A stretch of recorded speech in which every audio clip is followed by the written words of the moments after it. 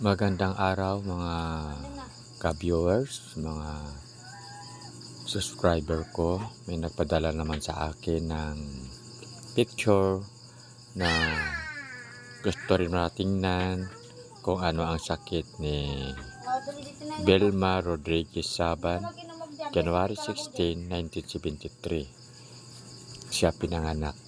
Titingnan natin kung ano ang kanyang mga sakit. Ngayon, itatawas po natin dito sa ating kandila.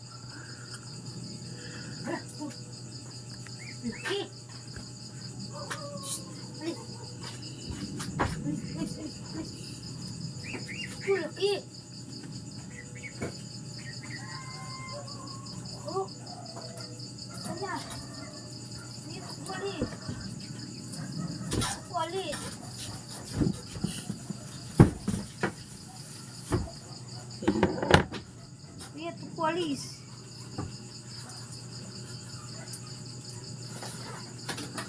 Ito na po ang sakit ni Belma Rodriguez Saban, January 16, 1973. Siya pinanganak. Ito na po ang kanyang tawas na atin titingnan kung ano ang kanyang mga sakit sa katawan.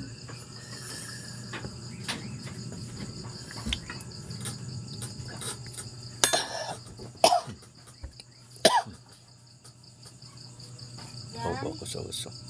Ayan. Ito na po ang lumabas. Nako.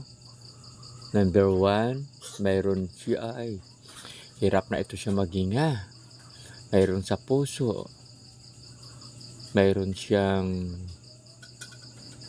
kidney. Labas-pasok na pala ito lagi sa ospital. Ang dami niyang sakit. Ito ang aking nabasa. Tapos tataas natin kung may halo ba.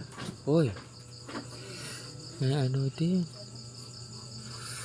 May gawa ng taong sakit niya. Ay, anong mata, oh. Ayan. May halo ito. Gawa ng tao. May halo siyang gawa ng tao. Ayan, ito naman sa puso. Hirap siya maghinga. Ang dami yang sakit. Sige, tulungan na lang natin ito, Itong sakit niya, may halong tao ang kita ko. Tao, babae, oh. O sige, send ko na lang to sa mag-send ako sa'yo at mag-usap tayo. Ito yung sakit niya. Labas-pasok na pala ito sa ospital. Ang dami niyang sakit. Tulungan natin yan. Wala imposible sa Panginoon. At kung sinong gusto magpatingin sa akin, isend lang po yung picture. Gaya nito, gayahin nyo lang yan. Padala sa akin at nalalaman po natin kung ano ang kanyang mga sakit sa katawan. Ang dami niyang mga sakit. Labas-pasok na para ito sa ospital. Mayroon siyang hirap sa paghinga, sa puso. Mayroon pa sa kidney.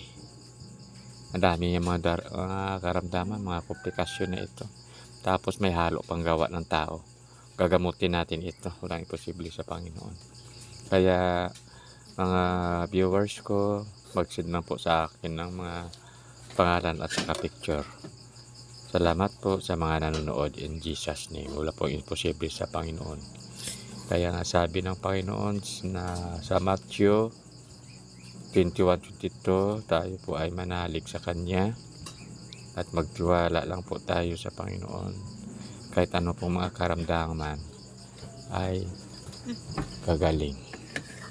Okay, in Jesus name.